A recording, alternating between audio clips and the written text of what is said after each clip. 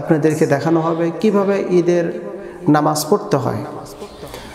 তো বছরে 2 দিন আমরা ঈদের নামাজ আদায় করি। একটা হলো ঈদুল ফিতর তথা রমজান মাসের পরে যেই নামাজটি হয় এটাকে ঈদুল ফিতর বলে, এবং ঈদুল আজহা যেটা আগামীকাল আমরা আদায় করব। তো এই নামাজটি হলো ওয়াজিব। এই নামাজ সম্পর্কে আমরা একটু জানব এবং নামাজটি কিভাবে পড়তে হয় এটি সরাসরি প্র্যাকটিক্যাল আপনাদেরকে দেখানো হবে, কারণ অধিকাংশ সময় আমরা এই নামাজটা পড়তে পারি না। ঈদুল ফিতরের নামাজ, ঈদুল আজহার নামাজ সেম একই নামাজ, কোনো ডিস্টেন্স নাই, কোনো পার্থক্য নেই। 6 তাকবীরের নামাজ, তাকবীর দেওয়া কিন্তু ওয়াজিব, তাকবীর দেওয়া হলো ওয়াজিব। তো অনেকেই এই জানাজার নামাজের প্রায় সেম মিল করে ফেলে, অনেকে ভুল করে ফেলে। তো আমরা 6 তাকবীরের সহিত এই ঈদুল আজহার নামাজ কীভাবে পড়তে হয় আপনারা দেখবেন এবং এই অনুযায়ী নামাজটা পড়বেন। কারণ নামাজের যদি তাকবীর দেওয়া এটা হলো ওয়াজিব, আর নামাজের তরতিব রক্ষা করা এটাও কিন্তু ওয়াজিব। ওয়াজিব ত্রুটি হয়ে গেলে নামাজ ভঙ্গ হয়ে যায়। তো আমরা ঈদগাহে এবার উপস্থিত হয়েছি। ঈদগাহে যখন উপস্থিত হলাম তো ইমাম মহোদয়, ইমাম সাহেব তিনি নামাজের নিয়ম তো বলবে, তারপরে আমরা ব্যক্তিগতভাবে আমরা একটু জেনে নিই। এ নামাজে কিন্তু কোনো একামত নেই, একামত বিহীন। ইমাম সাহেব তাকবীর দিবেন,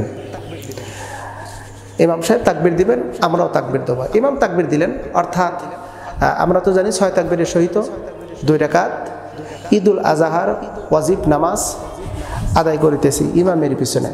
আসলে নিয়াতের ব্যাপারে অনেকেই দ্বিমত পোষণ করছে। কেউ বলছে নিয়াত করা এই যে আরবিতে নিয়াত করা, এটা আসলে আরবিতে নিয়াত করার কোনো প্রচলন কোনো কোরআন হাদিসে এরকম কোথাও নেই।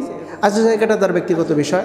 যদি কেউ আরবিতে নিয়াত পারেন করবেন, আর যদি কেউ আরবিতে নিয়াত না পারেন তাহলে আপনার যখন ঈদের নামাজে যাবেন তখন তো না নিয়াত হয়ে গেছে।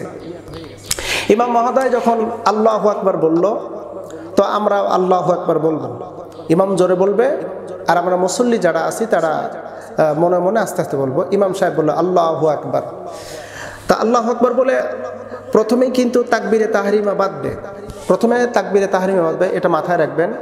ইমাম মহোদয় তিনি আল্লাহু আকবার বলবেন, বলে তাকবীরে তাহরিমা বাঁধবেন, অর্থাৎ আমরাও তাকবীরে তাহরিমা বাঁধবো। বাঁধার পরে সানা, যেটা আমরা নামাজে পড়ে থাকি সানা, এই সানাটা ইমাম মহোদয় পড়বে, আমরাও পড়ব। তো এবার ইমাম সাহেব হাত ছেড়ে দিবেন, পরপর 3টে তাকবীর দিবেন। আল্লাহু আকবার, আল্লাহু আকবার, আল্লাহু আকবার। ইমাম মহোদয় তিনি তেলাওয়াত শুরু করলেন, আমরা চুপচাপ করে তার তেলাওয়াত শুনব। ইমাম সাহেব তেলাওয়াত করলেন সূরা ফাতিহা, এরপরে আরেকটি সূরা তিনি মিল করলেন। মিল করার পরে তিনি এবার রুকুতে গেলেন, আমরা রুকুতে যাব। সেজদায় গেলেন, আমরাও সেজদায় যাব। এরপরে সেজদা যখন শেষ হয়ে যাবে, প্রথম রাকাত শেষ। প্রথম রাকাত শেষ হওয়ার পরে এবার আমরা দ্বিতীয় রাকাতের জন্য ইমাম সাহেব উঠবেন। ইমাম সাহেব উঠবেন, ওঠার পরে তিনি এবার সূরা তেলাওয়াত শুরু করবেন। ইমাম সাহেব সূরা তেলাওয়াত শুরু করবেন। কোন সূরা পড়বেন? ইমাম সাহেব সূরা ফাতিহা পড়লেন, সূরা ফাতিহার পরে আরেকটি সূরা পড়লেন। এবার 2 রাকাতের সূরা তেলাওয়াত শেষ। ইমাম সাহেব তেলাওয়াত শেষে তিনি এবার অতিরিক্ত 3টি তাকবীর দিবেন। আল্লাহু আকবার, আল্লাহু আকবার, আল্লাহু আকবার।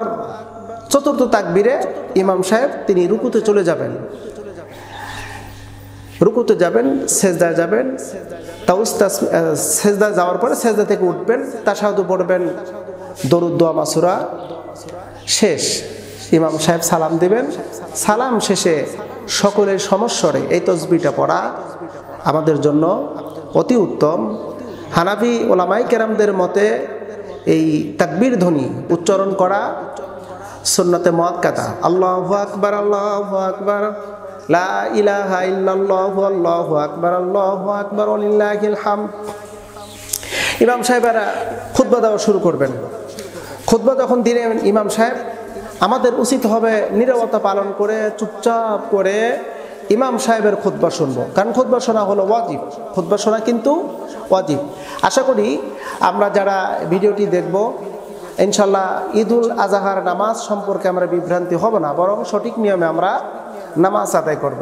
তো সকলেই ভালো থাকবেন এবং সবাই যেন সুন্দরভাবে নামাজ পড়তে পারেন, নামাজ পড়তে পারি। আল্লাহ সুবহানাহু ওয়া তাআলা আমাদের ঈদুল আজহার নামাজ যেন কবুল করে, এই আশায় প্রত্যাশা রেখে আজকের মতন এখানে শেষ করছি। সবাইকে ঈদ মোবারক। আসসালামু আলাইকুম ওয়া রাহমাতুল্লাহি ওয়া বারাকাতুহু।